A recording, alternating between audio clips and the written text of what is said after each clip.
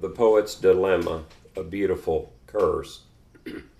I first talked about our capitalistic society and how it has a tendency to value only things which either generate a hell of a lot of money or cost a hell of a lot of money.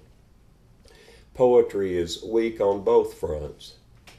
So it's virtually impossible for a serious practitioner of the art to make a living, even a meager living, solely through the practice of the art of poetry. Secondly, I've never known of a serious poet whom I consider to be a good poet who's not to a degree a perfectionist, and not just with regard to the writing of poetry, but a perfectionist in general. Another thing about most writers that I've been privileged to know on a personal basis, especially poets, is that they never made a conscious decision or really sought to write poetry and be a poet.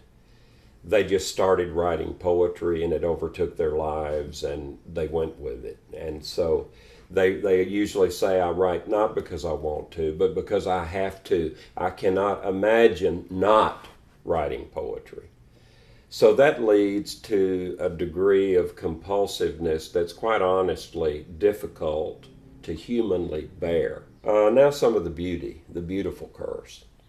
I first started out with how we work in a capitalistic society that places a little too much emphasis in a lot of ways on money. But that can be a blessing for poetry, and the reason is this.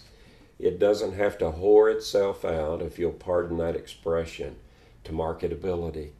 So the poet has a purity. Poetry for me is a way of feeling alive, just a sense of being alive that I can't feel engaged in any other activity. You know, romance, as good as it is or can be, is wonderful. Good food, as you can tell by my heft, is wonderful.